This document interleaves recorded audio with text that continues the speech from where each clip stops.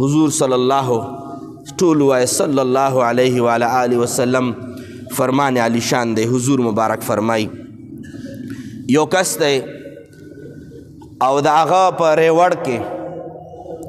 او دا گڑو دا چیلو پر امکے حضور فرمائی چی یو دعا وگی سخت وگی لیوان تاور پرے خودل نو سو وزے با ماتی کی سو چیلے با ماتی کی سو گڑان با مات کی دا دعا وگی لیوان لس دو لس با مات کی. حضور مبارک فرمائی چی دا وگی لیوان پر امکی دومر نقصان نکی لکا کم یو انسان دا پردی انسان دا مال او دا شہرت تا پارا خپل دین تا باقی دومرا لیوا پل دغا رمک دومرا نقصان نشی کولے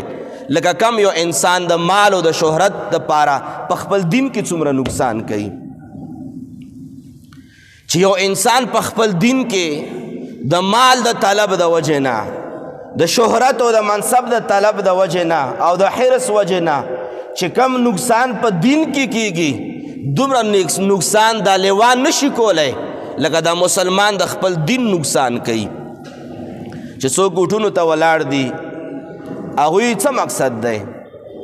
یو یہ مال حرس دے الا ماشاءاللہ ارچا بعد دا فتوہ ندا خوچ دا چاوی یا یہ مال حرس دے یا دا منصب او دا عہدے او دا شہرت مقصد دے او حضور فرمائی دا دوارا دا انسان دین تبا کئی. نو زعر اسکول خوارم دا جملہ دا اوردو قابل دا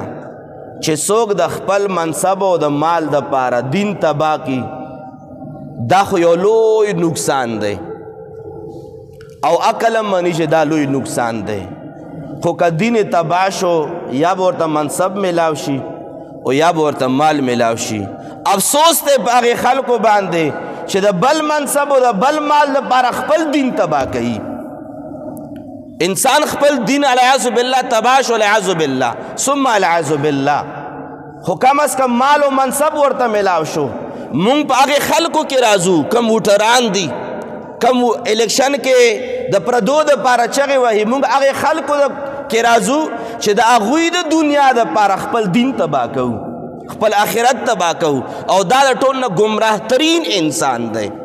پا دغی ټولو خبرو باندے پا دغی ورځو شپو کې سوچ کول پکار دی.